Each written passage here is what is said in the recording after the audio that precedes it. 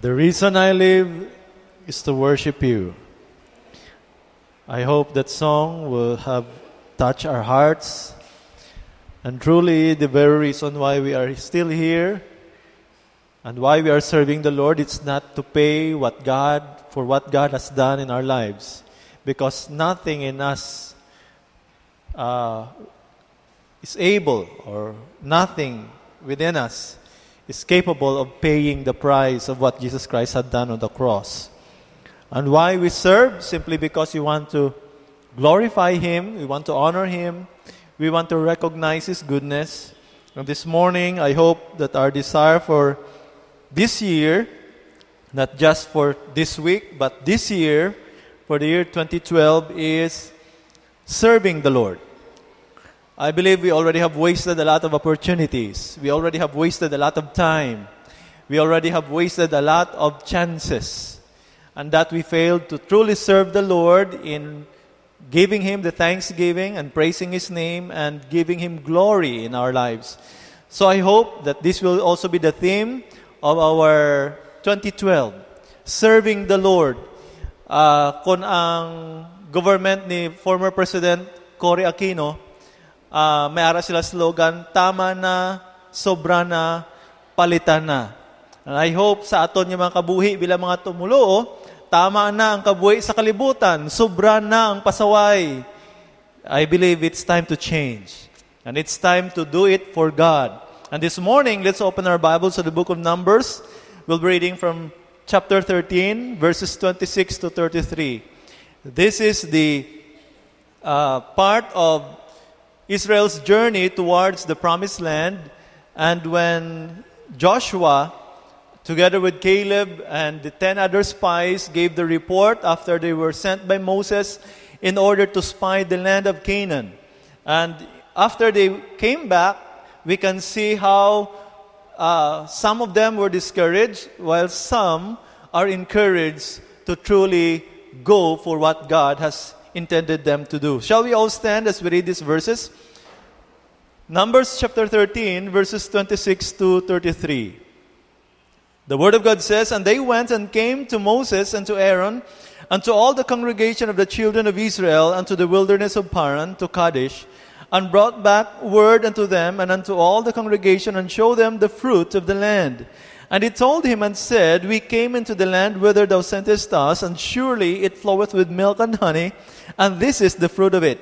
Nevertheless, the people be strong that dwell in the land, and the cities are walled and very great. And moreover, we saw the children of Anak there. The Amalekites dwell in the land of the south, and the Hittites, and the Jebusites, and the Amorites dwell in the mountains, and the Canaanites dwell by the sea and by the coast of Jordan. And Caleb stilled the people before Moses and said, Let us go up at once and possess it, for we are well able to overcome it. But the men that went up with him said, We are not able to go up against the people, for they are stronger than we. And they brought up an evil report of the land which they had searched unto the children of Israel, saying, The land through which we have gone to search it is a land that eateth up the inhabitants thereof, and all the people that we saw in it are men of great stature. And there we saw the giants, the son of Anak, which come up of the giants, and we were in our own sight as grasshoppers, and so we were in their sight. Magapangamuyo kita. Salamat Lord nga sa sininga aga sa liwat, maangko namon ang pagpahanundom gikan sa imo pulong, kag ang paghangkat kung paano yang amo na bilin nga kabuhi. I believe, Lord, that we have but a short time left.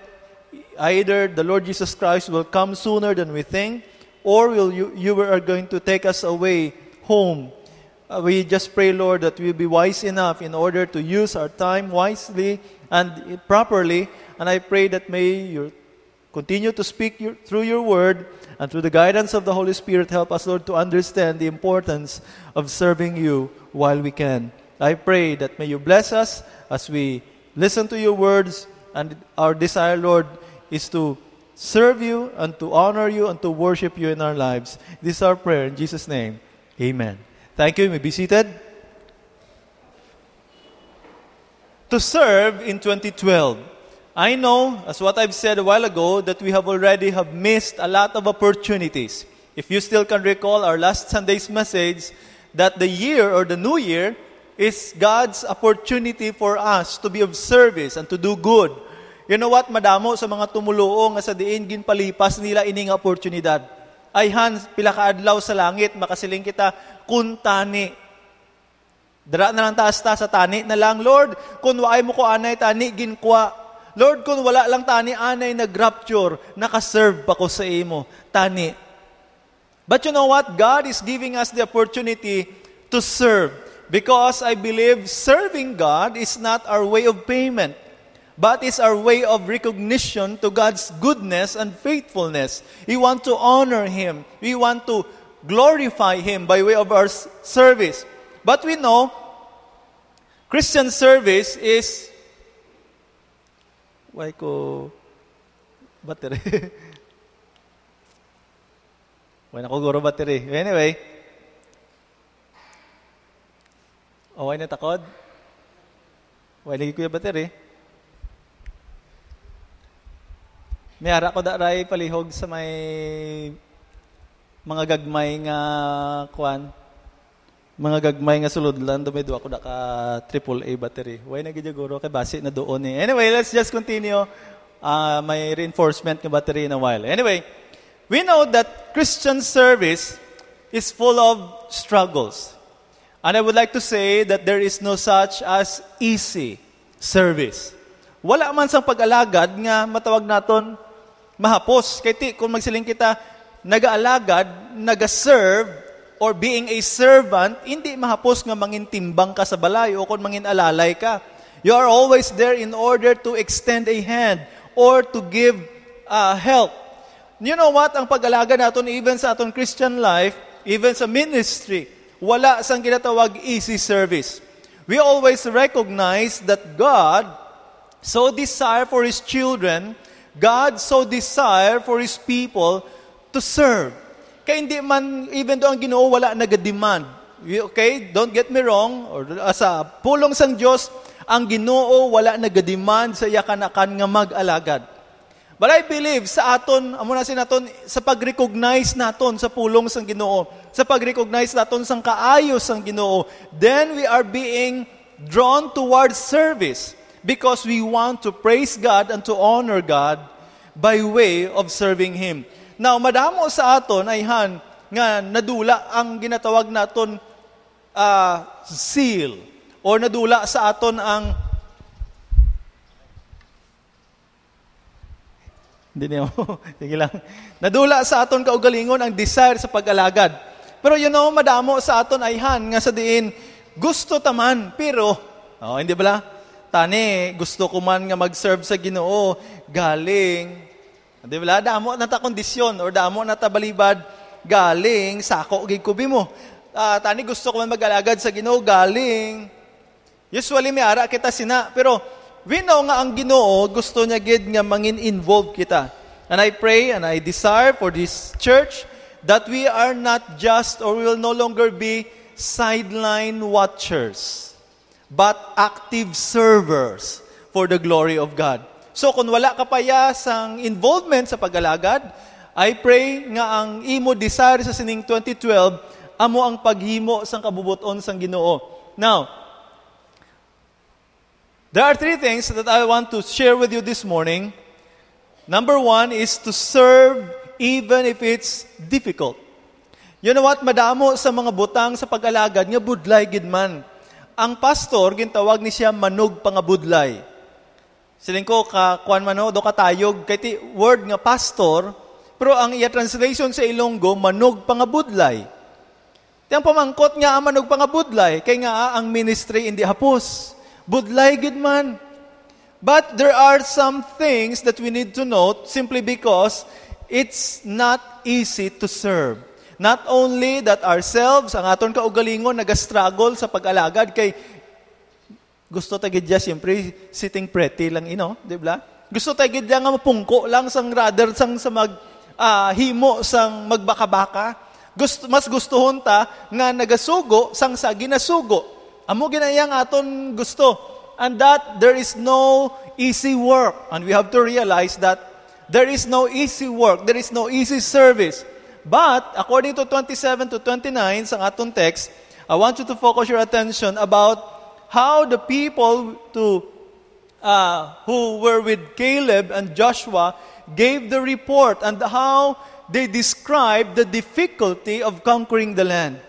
Siling ni Caleb siya, we are able and we can do it. We can do the work. We can do the assigned task that God has given us. Pero anong hambal sang sining pulo?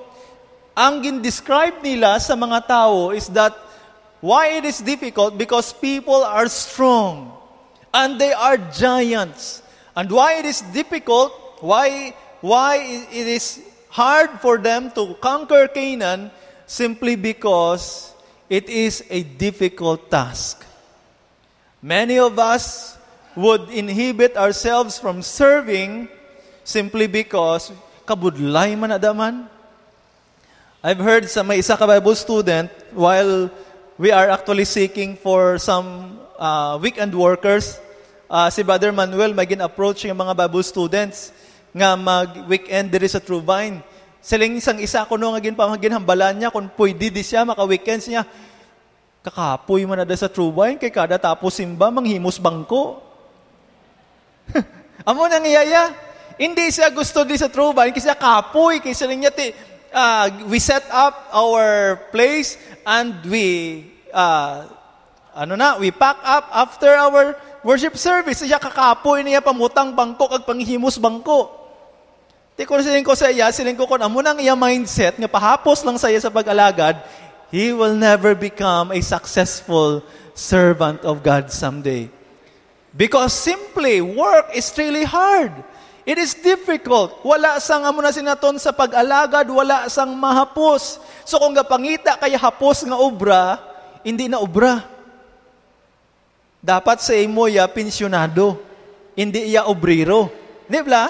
But if you truly are desiring to serve or to work, then you have to expect difficulty. So the people have viewed the people while saying nila, it's hard for us to do the work because people are strong and they are giants. And they describe the place as cities with walls and very great.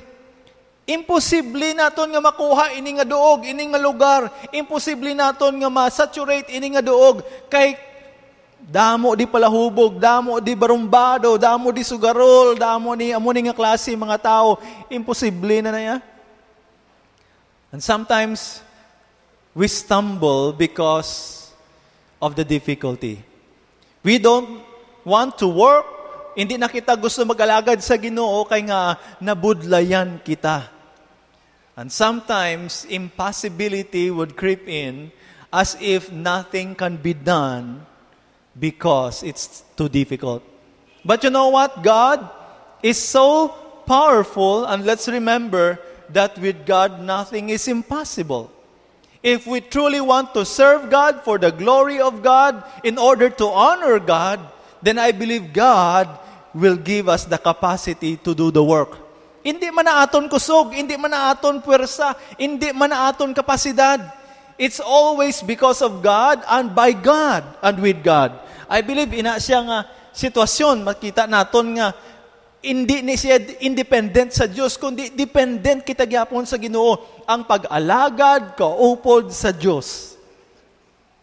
And I hope makita naton ang challenge, realizing that there is no such as difficult with God. Wala iya isang budlay para sa Ginoo.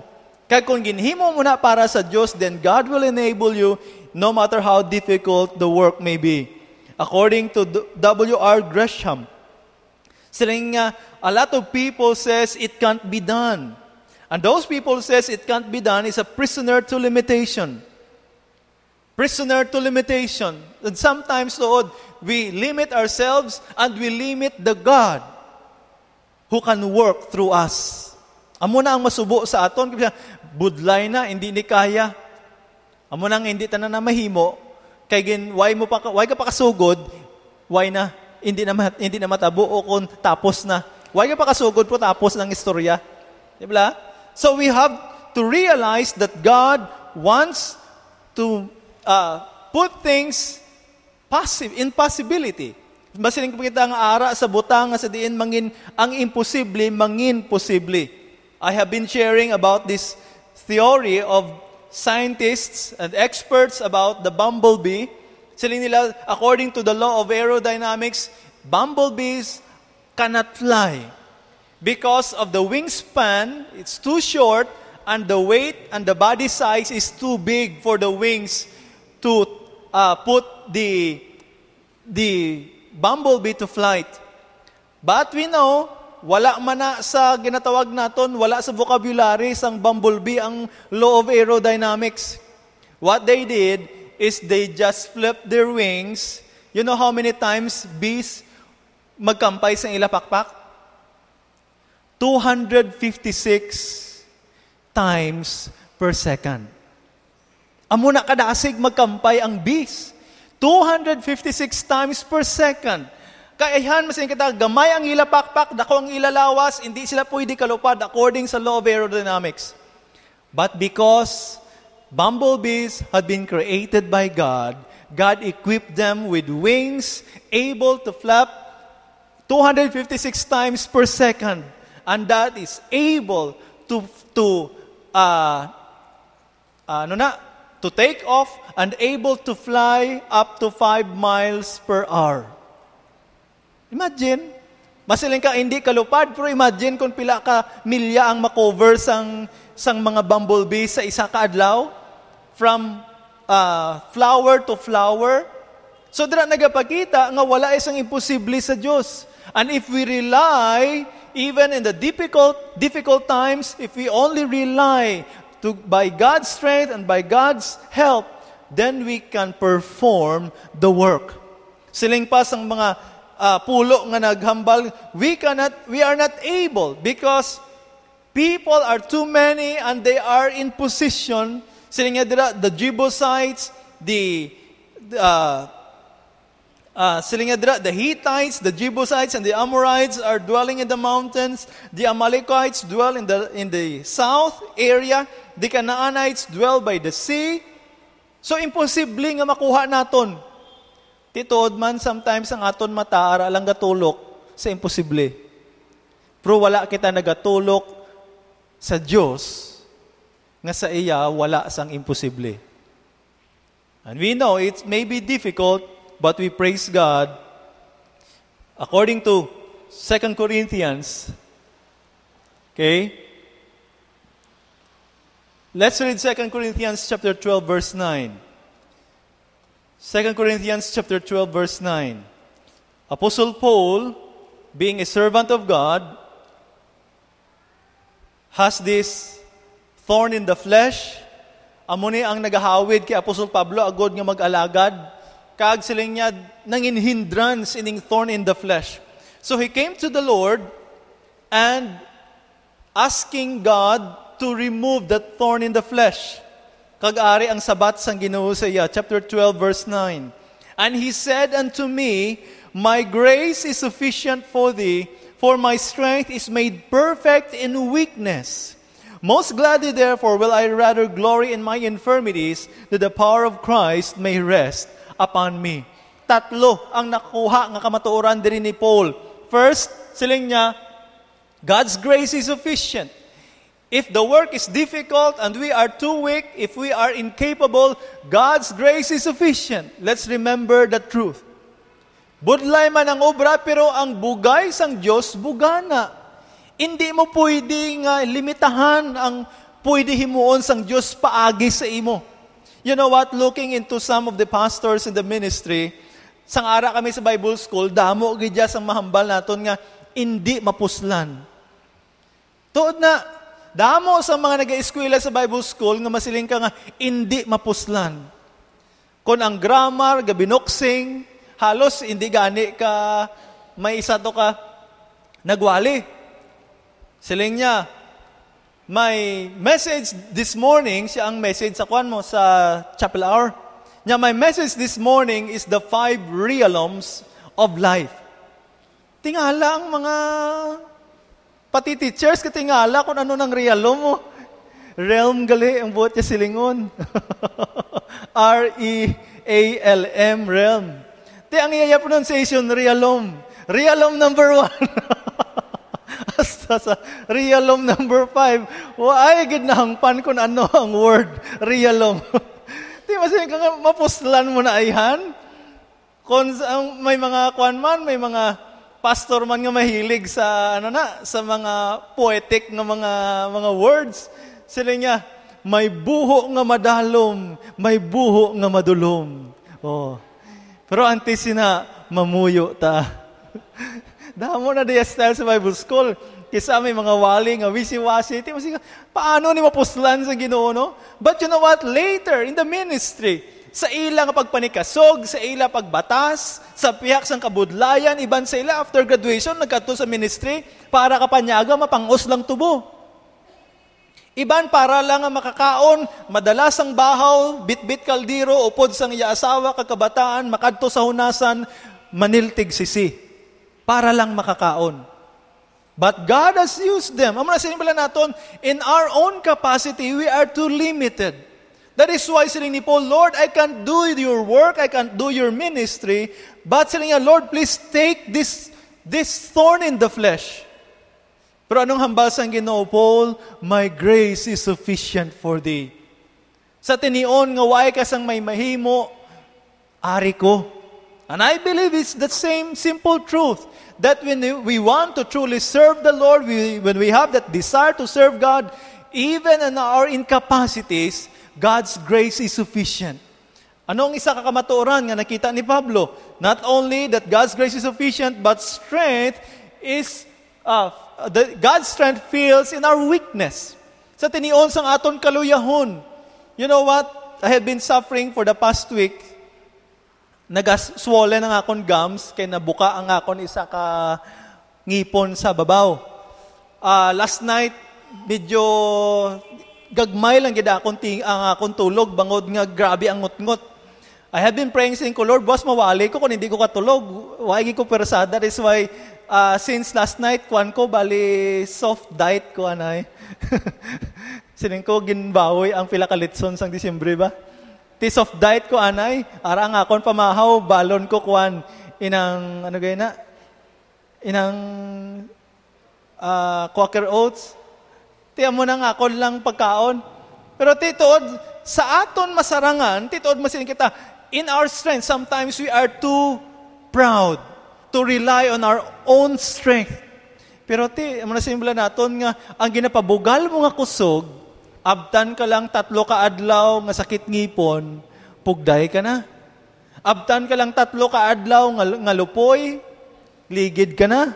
You see, dra ang aton kusog, waay kita actually sang mahimo. That is why siling ni Paul, siling sang Ginoo sa kay Pablo niya, my strength is made perfect in your weakness.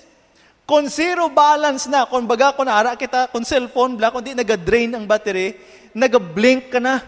Oh, that means you are already in red alert. Nga waay ka na sang, hindi ka na kapadayon, waay ka na sang mahimo, kay waay ka na kusog. Siling sang Ginoo, Paul, in your weakness, my strength would fill you in order to enable you to continue. Itood gid man na. Many times gusto ta mag-surrender. Many times masayin ka, Lord, why na ko persa? But we praise God. Truly, His strength is made perfect in our weakness. And number 3, nga na-recognize ni Paul, that God's power rests upon us. Not only God's grace, not only God's strength, but the third is God's power. When we say power, actually may duwa ka inang ginhalinan sang power. Sa mga tumulo, may ara gina-consider mga dynamite power. When we say dynamite power, it's just an explosion and it creates a big bang and a great impact, sudden impact. But, after sang dako nga bang, why na? But you know, this kind of power is the dynamo power. That means, when we say dynamo power, hindi na siya gulpi nga gahom o kung nga kapasidad, kundi amat-amat in order to keep you going. I like that Energizer advertisement. Di ba ng rabbit nga ginbutangan Energizer, keeps on going and going and going. and going, hasta nga kalapot na siya sa disyerto, hasta nga nag-hover na sa babaw ang mga vultures, nagahulat kung saan ligid ang rabbit nga dami, nga toy. Hasta nga kinapoy ng vulture, nagkaladagdag na keep on going, yapon.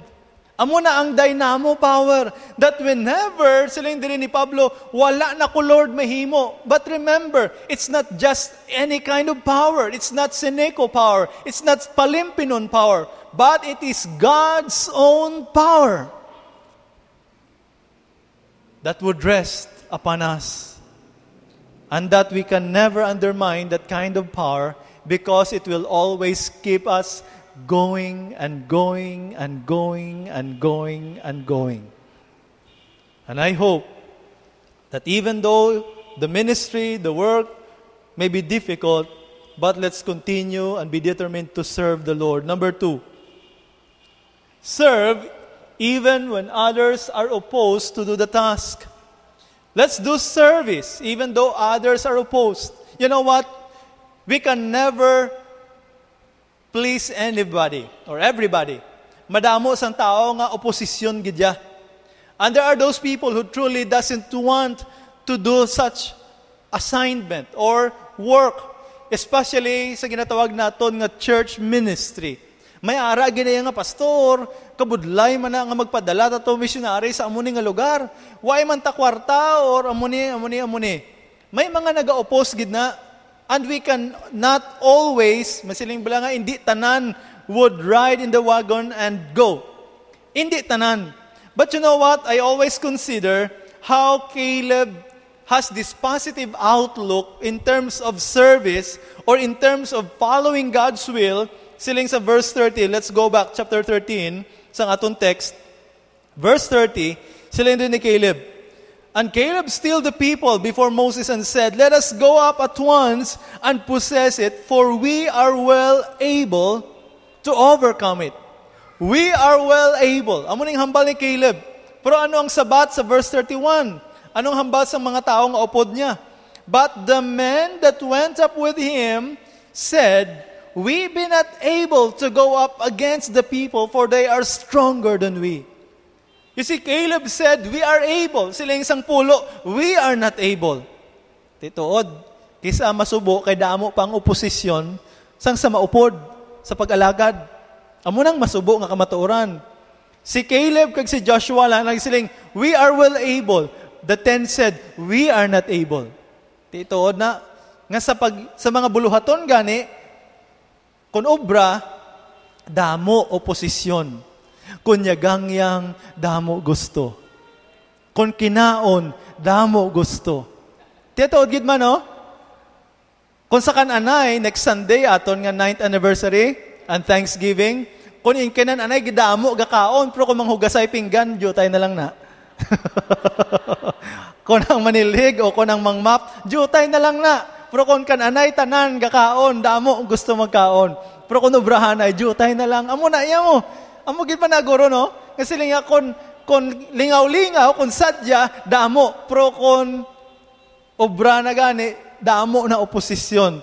Anyway, I have noticed why these people objected simply because siling dira sang ni Samuel Jackson, actually he was an English writer, siling niya, nothing will ever be attempted if all possible objections must first be removed.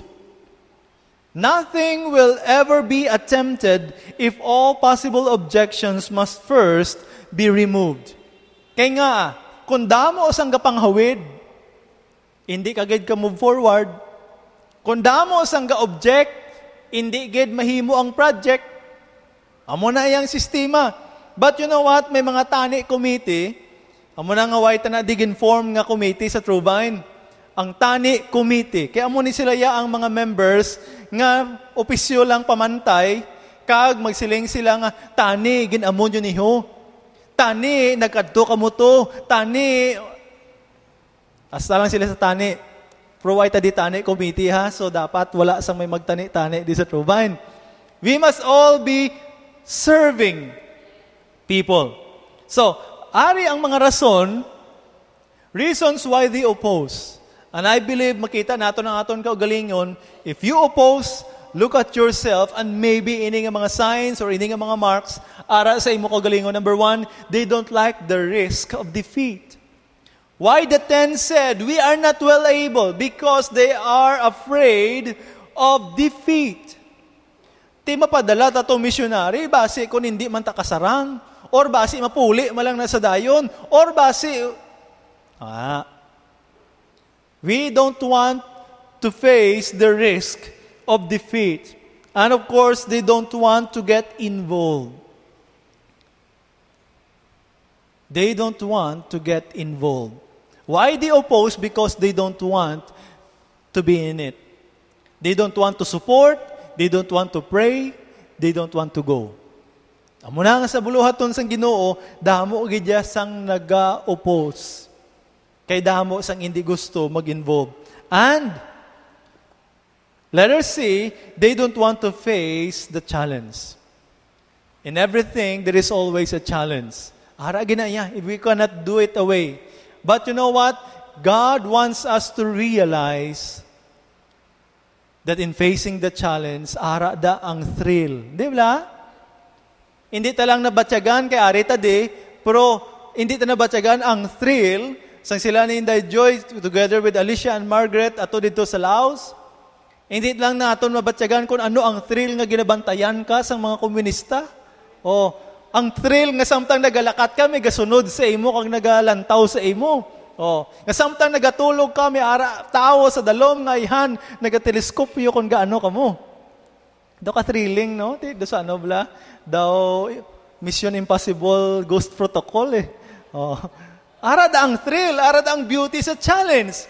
But if you want to truly see the beauty of Christian life, be challenged. Kaya nga, ara da ang thrill. Don't you know that? Ako thrilled ko for the year 2012 nga. If you can recall the message last Sunday about God's surprises, I'm thrilled. Kung ano pa ang ihatag sang Ginoo sa sininga 2012, kung ano ang mga surprises ang Ginoo sa sininga 2012.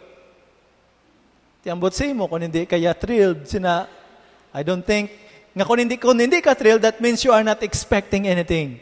Di ba? Pero kung nag-expectar ka sang pamaagi sang Ginoo, kag sang provision sang Ginoo, kag sang mga surprises sang Dios, I believe you must be thrilled. And daily, we must anticipate kung ano ang mga ihatag pa sang Ginoo. And of course, letter D, many of them are afraid. And many of us can't let go of our fears. We're afraid that kung ihatag nato ng aton tingog para sa Ginoo, kung ihatag nato ng aton talento para sa Ginoo, kung ihatag nato ng aton manggad para sa Ginoo, ti Lord, why na kuya? Damo sa aton nga why nakakita sang balik na ang nakita talang ang aton ginabuyan. That is why it's good that we can always have that I shall not be moved in our service. Kasi Lord, I want to serve you and I will no longer be moved from serving you. Nami, no? Pero hindi tayo pagkantahon nga kanta samtang offering ha? Kaya basi, kung ginakanta na I shall not be moved, pagkuot niya, I shall not be moved mo, hindi na makuha ang kamot sa bulsa. Hindi dapat pagkantahon. Pero sa aton pag-alagad sa Ginoo, kag sa aton commitment sa Ginoo, dapat hindi ka na makakas. And we'll always give God the praise and the commitment to serve Him even when others are opposed to do the work or to do the task. Number 3 and last, serve even when discouragements come.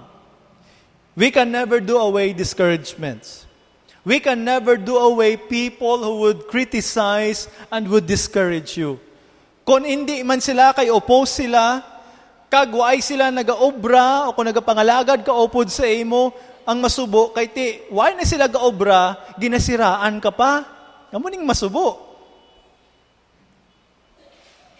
But let us look into the characteristics of discouraged person.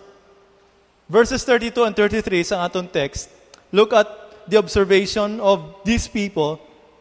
And they brought up an evil report. A discouraged person brings evil report. Bad news for me. Ang tao nga discouraged, waay nag-focus sa good news.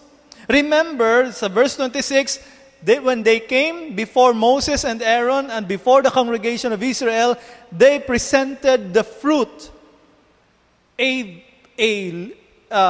concrete evidence sang product o kung ano kanami ina nga lugar.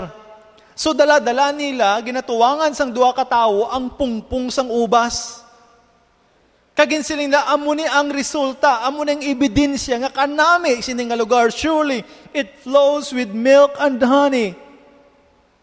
Pero wala naging tulok sang discouraged nga pulo, ka-spies. Instead, siling nila, ang lugar nga ginkadtuan naton, ay grabe ang mga tao. They are too big, they are too strong, and that we cannot conquer the land. Discouraged people would always dwell on the negatives. Discouraged people would always bring evil report instead of good report. And they are those who exaggerate things. I don't think people are all giants. Siling nila,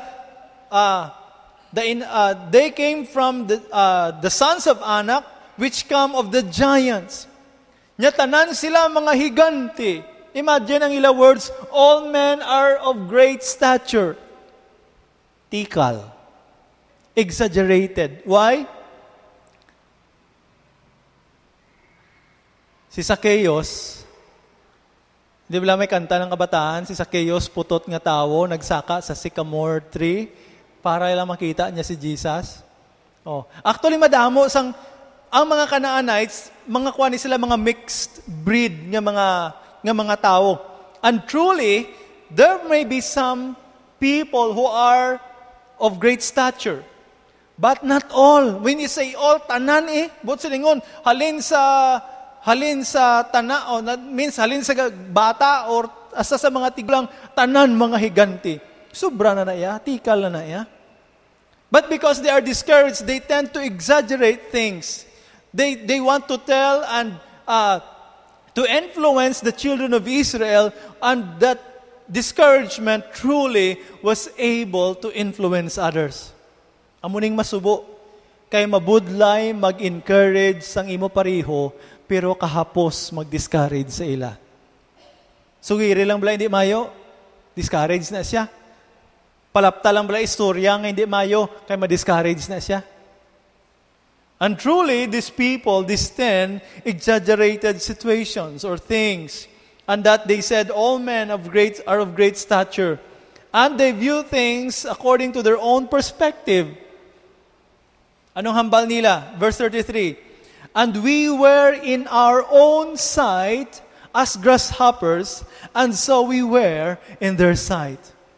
Sa amon pananaw daw, tabakla lang kami mo. Imagine. Sa imo pananaw, kay discouraged ka. Kag gina-compare mong imo kaugalingon sa iban, kay discouraged ka.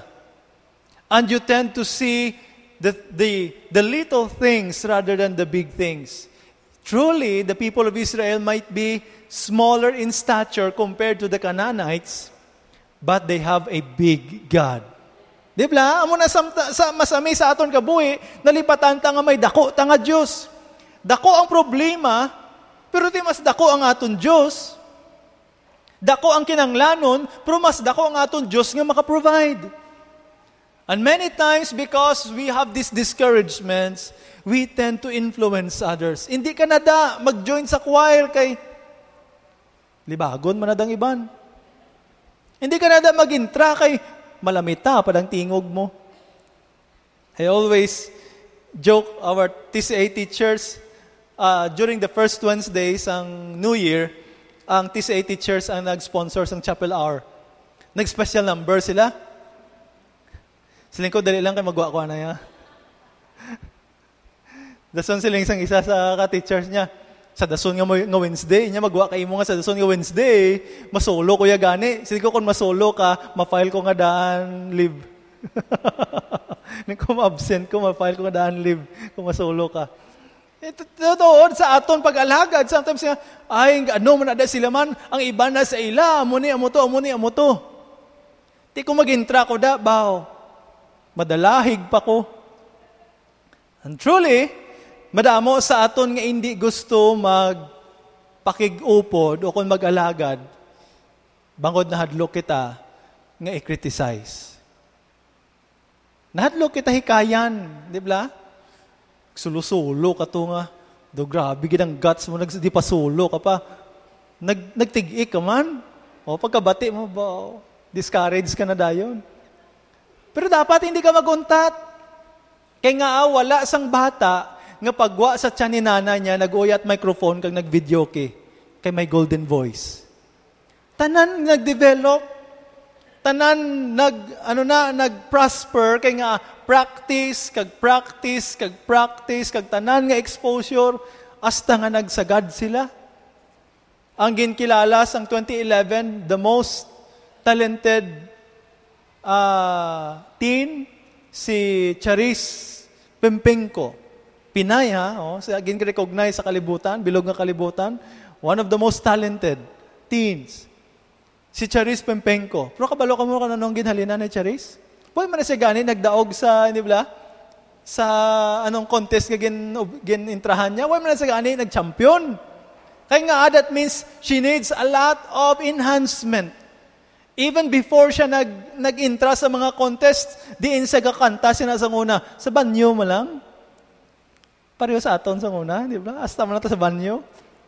Basta way lang sa inodoro, ha? Oh. Pero tatana naghalin.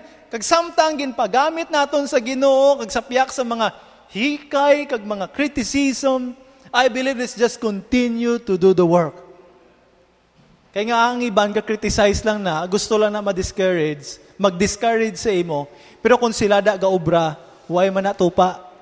Di ayhan, wakal mala ng iban mo, nga sila nga, ay, amo ng imo performance, amo lang ng imo nahimo, pero kung sila da, huwag man na may mahimo. That is why hindi ka dapat magpamati, Aryo, isa ka tip, hindi ka dapat ma-discourage. Kung ang tao nga nag-criticize o kung naghikay sa imo, wala nagahimo sang imo na obra. Hindi ka dapat ma-discourage. Ang tao nga nagahambal, kag nagwakal o kung nag-criticize sa imo, kung wala niya na natilawan, nga ina nga obra, hindi ka dapat ma-discourage. Because that person has no right or is not in the position to criticize what you have performed. Kaya yan ang tilawan mo. But you know what? A person who have been there will never criticize. Ma-advise pa na sa imo. Ang tao nga nakahimo sina nga buluhaton, hindi na siya mag-criticize, advisean niya lang ka kung ano ang failures mo. Pero ang tao nga usually mag-criticize mo ng tao nga wala katilaw himo sila nga obra. Amo na nga mayo lang sila sa wakal. Pero kung sila man ang mag-obra, I tell you, amo na masiling sila nga, do kahapos mo lang mag-misyon? Ba? Do kahapos mo lang mag-pastor? Do kahapos mo lang magwali? Ay, about tilawibi? Abi mo, kung hapos lang mag-prepara wali, ha? No. Diba tuod no, kung magapamati ka, ay tuod, kung ako da guro. Oh, ara sila. Kung ako da guro, mas mayo pa ko mo. Kung ako to nagkanta, kung ako to nagsulo. Pero kana, ikaw na nag-uyat microphone, kurog-kurog ka lang gid lang, bro. Oh, siling ka na nga, kung ako to. Yan, natuod na, that we must never be affected with people who criticizes or people who would say something against you for what you have done simply because they have not done the work themselves. Don't be affected. Kaya ang muna siling ko, the only people who can say in authority are the people who have been there and who have done such the same work. But they will never criticize. They will give you advice. Kaya muna nga sa aton pagpangalagad, even though there will be discouragements, but just continue to serve.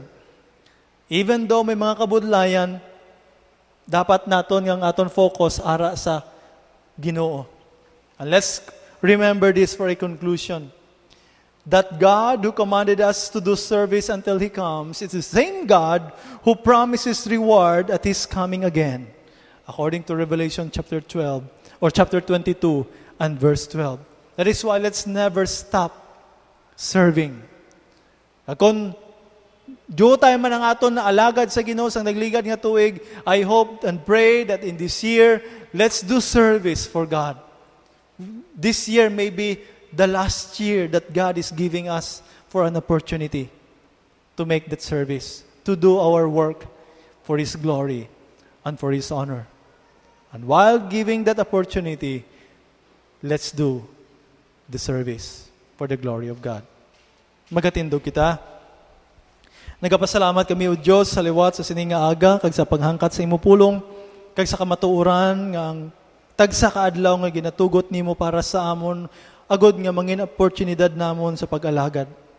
This is not our way of payment, but Lord, we just acknowledge your goodness, your faithfulness, and that we want to glorify you and to honor you by serving you. Salamat sa madamo nga tinion nga imo ginhatag na sa amon, kag sa mga kauturan ayhan, Lord, nga ginpalipas ini nga mga tinion. I pray nga ang pulong nimo naghangkat sa amon agod nga i-double time namon ang among pagpangalagad. Lord, we thank you that even in our incapacities, in our limitations, your grace truly is sufficient. Your strength is there. Your power is there in order to enable us. And Lord, kabay nga makita namon, kag padayon nga mabatyagan ang kusog nga nagagikan sa imo, agod nga sa tunga sa mga kabudlayan, sa tunga sa mga discouragements, we can always be encouraged and have that commitment to do service for your glory and for your honor. As you continue to bow down your heads, closing your eyes, what is your response to God's message? What is your response to God's challenge? Will you do service? Will you be available? Will you truly serve the Lord in this year 2012? I believe may nahimo na ikaw para sa Ginoo sa mga nagliligad. I believe may mga nahimo na ikaw ng mga ministries. But ask yourself, is it enough? Is it enough that I would just stay on the sidelines and look at others while they are involving themselves in the ministry? Or are you discouraged enough and say sila na lang that, Lord, I'm discouraged and I don't want to go on. I don't want to continue. I don't want to participate. But don't be. Because God would require us someday, and whatever wasted time and opportunity you may have slipped away, allowed to slip away, will be required by God someday. Kagabay nga nakita naton nga ang kada adlaw oportunidad sa pag-alagad. Ang kada tinion oportunidad sa paghimo sa buluhaton para sa Ginoo, sa pagpasalamat kaysa pagdayaw sa iya paagi sa sinang mga pagpangalagad. What is your response this morning? Will you say, Lord, I want to serve you even though it may be difficult. It's hard because it requires my time, it requires my all, it requires my resources. It may be hard, but Lord, I want to serve you. Is that your commitment? Let me see your hands. Come on. Praise God. Amen. There is no easy work. We have to realize the truth. Truly, it's hard. Truly, it's difficult. And many times we are not able because of our own limited strength. But remember the promise of God to Apostle Paul, my grace is sufficient for thee, for my strength is made perfect in your weakness. And Paul said, the power of God may rest upon me. And I believe God will prove the same promise to you if you truly want to involve yourself in serving Him. And will you say to the Lord, Lord, others may be opposed or others may discourage me. But Lord, I will always look at you and your word as my source of encouragement. People will not agree with what I do for you. But seeing you agree with what I do is more than enough. and that I want to continue even though discouragements may come. Is that your commitment? Let me see your hands. Praise God. Amen. Amen. Sa amon mga bisita, oportunidad inis ang Diyos ginhatag sa imo, agud nga maangkon ang iya kaluwasan, ang iya paghigugma, ang kabuhi nga walay katapusan. Kagaya ang ginaaman niya nga kalangitan kung saligan mo siya nga imo manluluwas. Gani sa sining nga tinion, luyag mo balat, saligan ang Diyos nga magdala sa imo sa iya puloy-an, sa iya kalangitan. Hindi nato napaktan kung saan kuhaon sang Ginoong imo kabuhi. Apang sa sining nga tinion, ginapabutyag sang Diyos sa imo, ang iya paghigugma, ang iya kabalaka, ang iya kaluwasan, ang libre nga kaluwasan para sa imo. And all you have to do this morning is to repent from your sins and acknowledge Jesus Christ as your Savior. Will you say this morning, Lord, I know I'm a sinner, makasasala ako. Pag ginakilala ko nga si Kristo Jesus lang ang makaluwas sa akon. Lord, patawara ako sa akon mga sala, ginabaton ko sa Jesus nga akon manluluwas. Is that your heart's desire this morning? Do you have that prayer from your heart this morning? Just raise that hand before we close in prayer. Mayara bala?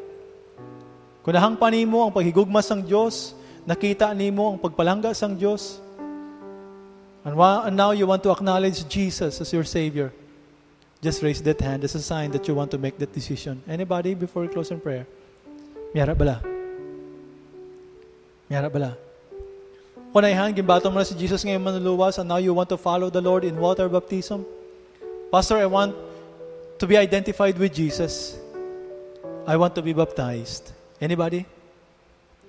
Or Pastor, I felt God's working in my life. I'm a Christian and have been baptized. And now I find this church where God calls me to be a part in order to serve Him. If that's desire is in your heart, you may also raise your hand. Pastor, I want to transfer my membership because I want to be a part of this church in serving the Lord. Mayara bala? Just raise that hand before we close in prayer. Anybody? Just raise. Amen. Salamat, Gid. Some more hands. Pastor, I felt God's leading that I can be of service to Him through this church. And I want to be a part of this body, of this church, in serving God. Some more hands before we close in prayer. Amen. Salamat, Gid.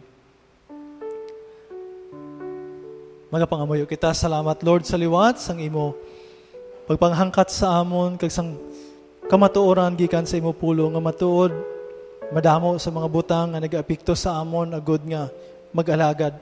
But we thank you that truly, even in the midst of difficulties, even in the midst of challenges, in the midst of discouragements, your grace is sufficient and your strength is more than enough for us, Lord, to go on and on and on serving you. Salamat, Lord, nga may ara kami sa landigan, may ara kami pagakuhaan sang kusog sa tinion nga maluya kami. Kag Ginoo, salamat sa tag sa kakamot nga nag-isa tanda sang ila commitment sa pag-alagad sa imo.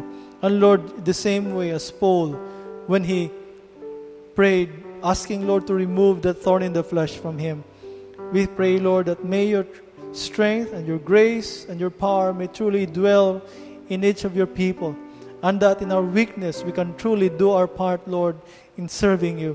We thank you for that promise, and I thank you for every decision that has been made this morning.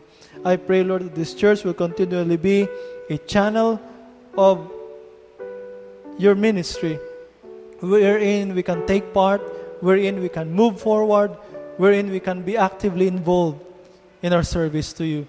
Salamat sa imong katawhan ka sa padayon nga pag-support sa tagsa. We even, Lord, thank you for our brethren abroad who are with us online and continually encouraging us, supporting us in prayer. We thank you, Lord, for their contributions. We thank you, Lord, for the ministry that they have also started in their specific areas. I pray that may you enable them and continue to grant them your strength, your grace, and even your power, that they may continue with boldness, even in the midst of difficulties and discouragements. Salamat, Lord, and I pray nga ang imo padayon yung paghimuno, ang imo healing, ang imo padayon nga pag-provide sa tagsa kinanglanon sa imo katawhan mangin siya sa tagsa. Ang tanan nga kadayawan pagpasalamat ginabalik namon sa imo sa matamis ang ngalan ni Kristo Jesus sa amo Ginoo kag manluluwas. Amen.